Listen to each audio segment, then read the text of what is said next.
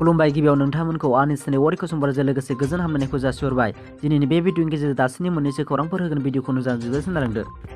दानिया फैदो गुबै रादाबाव। बासबारि दख'रा दुलाराय बर' फरायसा आफादनि बेंखनाव थानाय बासबारि रंजालि बैसागु खुंफुं आफादनि बानजायनायाव खुंफुंजानाय खुंगा 8थि रंजालि बैसागु फोरबोनि जोबथा सानखालि गेवलां सावरायमेलाव क'क्राझार जिल्ला एबसु आफादगिरि क्लेबस दैमारि बिथाङा थांखिजानाय बुंथिगिरि आलासि महरै बाहागो लायो। गेवलां सावरायमेलाव बाहागो लानानै बैसागु फोरबो आरो बेनि रंजानाय बैसागु फोरबो फालिनायनि सायाव गोथारै बिबुंथि लाखियो। बे हाबाफारियाव गाहाय आलासि महरै बाहागो लायो जन्था फरायसालिनि गोरायुं डक्टर बसुमतारिया।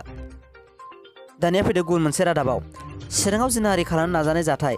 सासे रिक्सा सालायग्रा सासे रम्पटआ 14 बोसोर बैसोनि सासे फरायसुलिखौ जिनाहारि खालामनो नाजानाय जाथाय। बिजनीनि राताबारिनि बरनपारायाव जादों जाथाया। दायनिगिरिनि मुङा शाहजान आली, 24 बोसोर बैसोनि। बोलो बाहायनानै हमनानै जुखाम आबादनि गेजेराव बोना लांनो नागिरदोंमोन। उनाव हिन्जावसाया होस्रिखावनानै बिनि आखाइनिफ्राय बारग'नो हायो। जाथायनि उनाव दायनिगिरियाबो खारखोमादोंमोन, नाथाय उनाव रायजोफोरा बे जाथायनि खौरां मोननानै लम्पटखौ नागिरो आरो बिजनीनि कचपारानिफ्राय हमो आरो बुनानै पुलिसफोरनो गथायना होयो। रायजोफोरा गोरा साजा मोनगोनखौ आसा खालामो होनना बुङो। हेमन्त सरकारनि गोदान मोनसे थिरांथा खौरां। एनआरसिआव मुं थानायफोरनोबो आधार कार्ड होनाय जासिगोन। एनआरसिनिफ्राय मुं दानजानाय सा 19 लाख सुबुंफोरा आधार कार्ड मोननायजों लोगोसे सरकारि सुबिदाफोरखौ मोननो हासिगोन।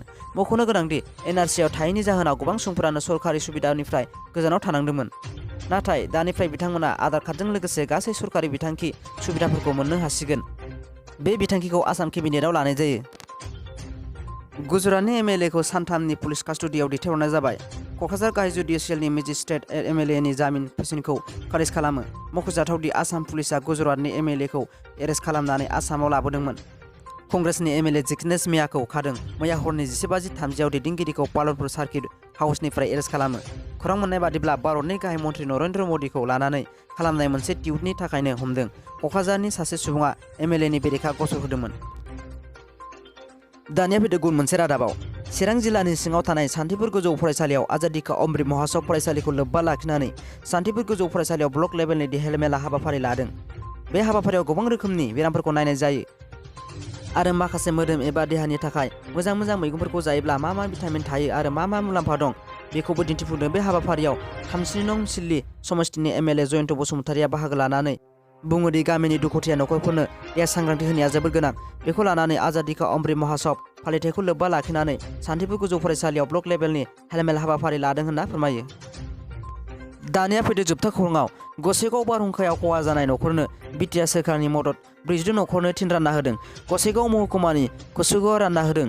थांनाय 14 एप्रिलाव गोबां जायगायावनो गिथावना बारहुंखा फैनाया खहा खालामना होदोंमोन। थिन रानना होनाय हाबाफारिखौ दैदेननो जौगाखां खोन्दोनि अफिसार सानसुमा बसुमतारी बिथाङा। बेयाव बाहागो लायो एमएलए जिरन बसुमतारी, बिटिआरनि इएम उकिल मोसाहारि, एमएलए सजल सिंह बिथांमोनजों लोगोसे गोबाङानो बाहागो लादोंमोन।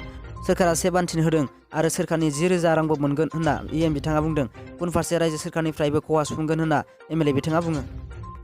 दासिमनि भिडिअ बेखिनियासै। भिडिअखौ नायना मोजां मोनदोंबा लाइक आरो साबस्क्राइब खालाम, मानोना आं गोदान भिडिअ लाबोबाय थानो नाजागोन।